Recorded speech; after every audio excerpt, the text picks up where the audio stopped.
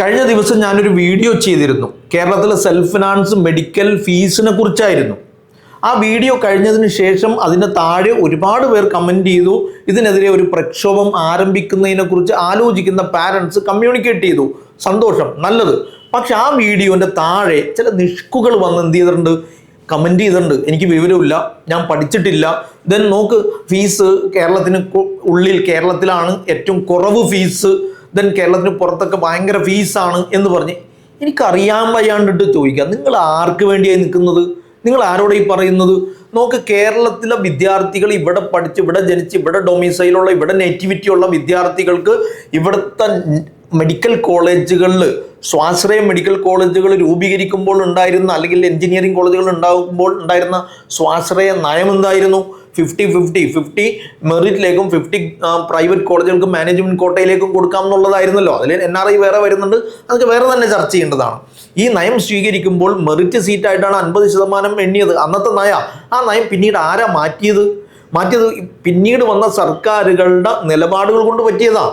അത് പിന്നീട് തർക്കങ്ങളിലേക്ക് വഴിവെച്ചു. ഒരുപാട് കേസുകളും വാദങ്ങളും പ്രതിവാദങ്ങളും ഒക്കെ നടന്നു. ദെൻ അവിടെ ഒരു നിലപാട് നമ്മൾ എടുക്കാത്തത് കൊണ്ട് പലപ്പോഴും വിദ്യാർത്ഥിക്ക് പ്രതികൂലമായിട്ട് വരികയാണ് ചെയ്തത്. മറ്റ് സ്റ്റേറ്റുകളുടെ കാര്യത്തിൽ അങ്ങനെ ഉണ്ടോ? ഇനി ഫീസിൻ്റെ കാര്യത്തിൽ നിങ്ങൾ പറയുന്നത് ഏറ്റവും കുറവാണ് കേരളത്തിൽ എന്ന് പറഞ്ഞാൽ എന്ത് അടിസ്ഥാനത്തിലാണ് നിങ്ങൾ പറയുന്നത്? 85% ഒറ്റ കയറ്റലിൽ 85% സീറ്റും 100 സീറ്റ് ഉണ്ടെങ്കിൽ മെഡിക്കൽ സീറ്റിൽ 85% മാനേജ്മെൻറ്റ് കോട്ടയാക്കി വെച്ചിരിക്കുന്നതാണ്. ആ മാനേജ്മെൻറ്റ് കോട്ടക്കുള്ള ഫീസാണ് 8,56,000. MBBS എൻട്രൻസ് എക്സാം എഴുതി ഈ പ്രാവശ്യത്തെ കട്ട് ഓഫ് മിക്കവാറും 562 563 ആവും. എന്ന് വെച്ചാൽ ഓൾ ഇന്ത്യ ലെവലിൽ ഒരു 27,500 28,500 റാങ്ക് വരുന്ന ആളുകൾക്ക് സീറ്റ് കേരളത്തിലും സമാനമായിട്ട് റിലേറ്റീവായിട്ട് കിട്ടാൻ സാധ്യതയുണ്ട്. ഇതില്ലാത്തൊരു കുട്ടി 561 പോയി. ഈ 561 തന്നെ റാങ്ക് മാറുന്ന ആളുണ്ട്. ചുണ്ടിനും കപ്പിനും ഇടയിൽ റാങ്ക് നഷ്ടപ്പെടുന്ന ആളുകളുണ്ട്.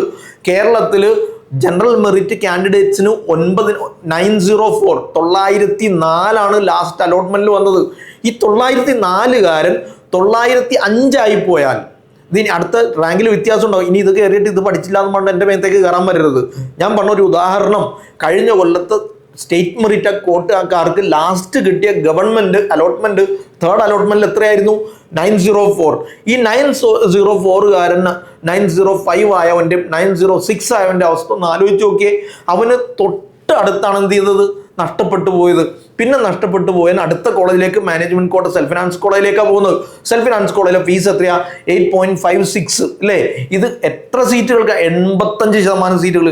എന്ത് നയമാണിത് ശരിക്കും? 85% സീറ്റുകൾക്ക് മാനേജ്മെൻറ്റും മെറിറ്റും ഒന്നാക്കി അഴകുഴമ്പനാക്കി വെച്ചിട്ട് അതിന് 8.56 ഫീസും വെച്ചിട്ട് ന്യായം പറയാ അല്ലേ? വിദ്യാർത്ഥികളുടെ കഷ്ടപ്പാട് നമുക്ക് മനസ്സിലാവില്ല.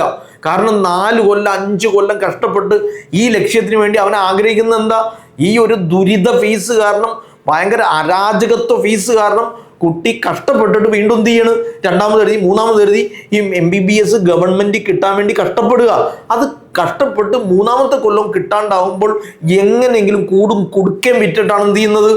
മെഡിക്കൽ കോഴ്സിന് അവൻ്റെ ആഗ്രഹത, അവൻ്റെ പാഷനത. പറയാൻ എളുപ്പമാണ് നിങ്ങൾക്ക്, വേറെ എന്തെങ്കിലും പണിക്ക് പോയിക്കൂടെ, വേറെ എന്തെങ്കിലും കോഴ്സിന് പോയിക്കൂടെ എന്ന്. നിങ്ങളുടെ മക്കൾക്കാണ് ഈ സംഭവിക്കുന്നതെങ്കിലോ? ഇത് ഭയങ്കര അരാജകത്വമാണ് എന്നതിനെതിരെ പോരാടാനോ അതിനെതിരെ പ്രതികരിക്കാനോ നിൽക്കുന്നവരുടെ ആത്മാർത്ഥതയും ഹൃദയശുദ്ധിയും ചോദ്യം ചെയ്യുന്ന ഇത്തരം വർത്തമാനങ്ങൾ പ്രബുദ്ധ കേരളത്തിന് ശരിയല്ല. ഞാൻ പറയുന്നത് ഇത്രയേ ഉള്ളൂ. നിങ്ങൾ കേരളത്തിന് പുറത്തേക്ക് നോക്ക്. തമിഴ്നാട്ടിൽ 4.45 ലക്ഷമാണ് മെറിറ്റ് ഫീ. നോക്കണേ, മെറിറ്റ് ഫീ എന്ന് പറഞ്ഞാൽ എന്താ? അവിടെ പഠിച്ച അവിടുത്തെ കുട്ടികൾക്ക്, തമിഴ്നാട്ടുകാരായ കുട്ടികൾക്ക് സെൽഫ് ഫിനാൻസ് കോളേജുകളിലുള്ള മെറിറ്റ് കോട്ടയുണ്ട്. കേരളത്തിൽ മെറിറ്റ് കോട്ട എന്ന് പറഞ്ഞാൽ പരിപാടിയില്ല, മാനേജ്മെൻറ്റ് കോട്ടയാണ്.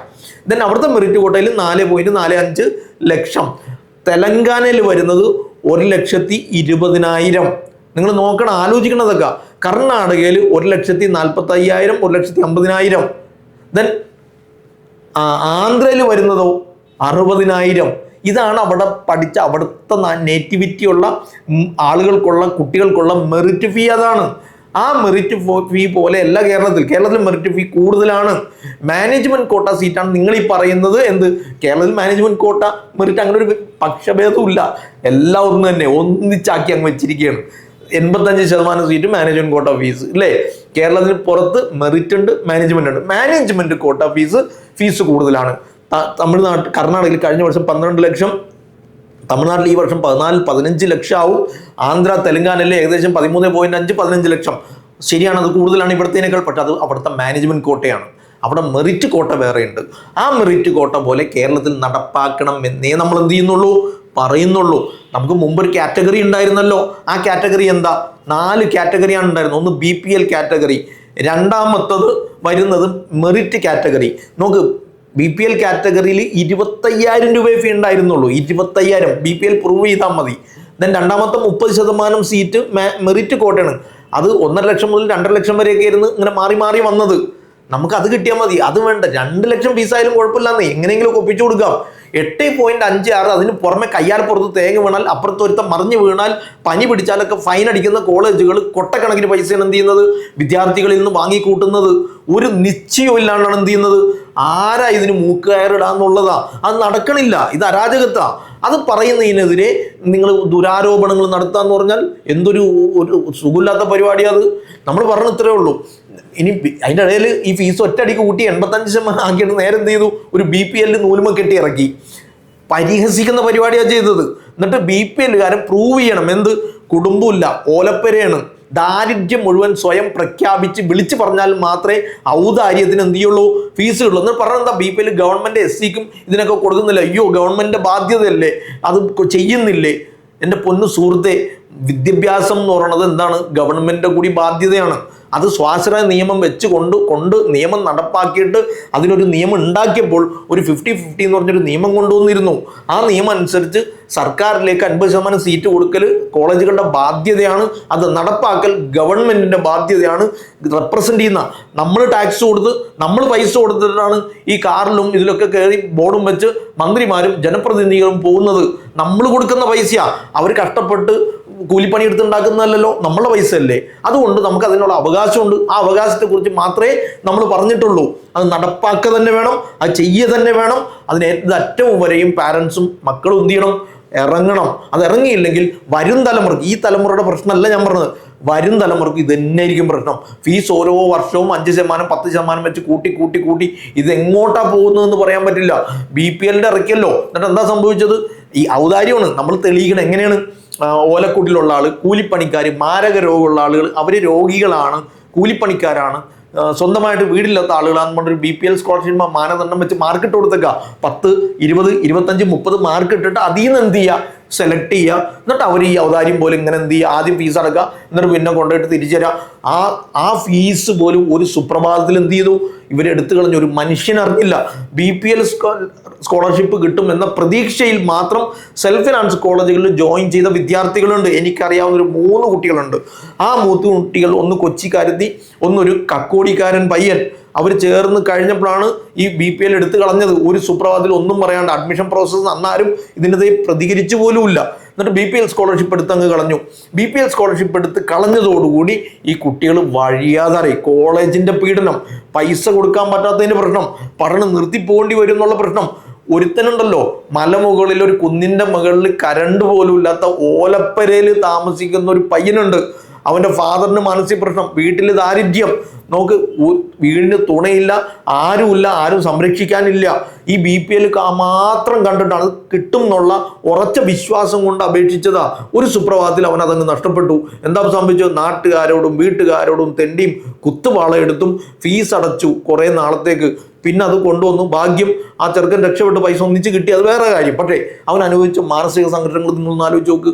അത് കിട്ടാതിരുന്ന ആളുകളുടെ അവസ്ഥ ഒന്ന് ആലോചിച്ച് നോക്ക്. BPL നഷ്ടപ്പെട്ടു പോയ ആളുകളുടെ അവസ്ഥ ആലോചിച്ച് നോക്ക്. അതുകൊണ്ട് ഇത്തരം ഔദാര്യങ്ങൾ കൊടുത്ത് ആളെ പറ്റിക്കുക എന്ന് പറഞ്ഞ പരിപാടി നടക്കില്ല.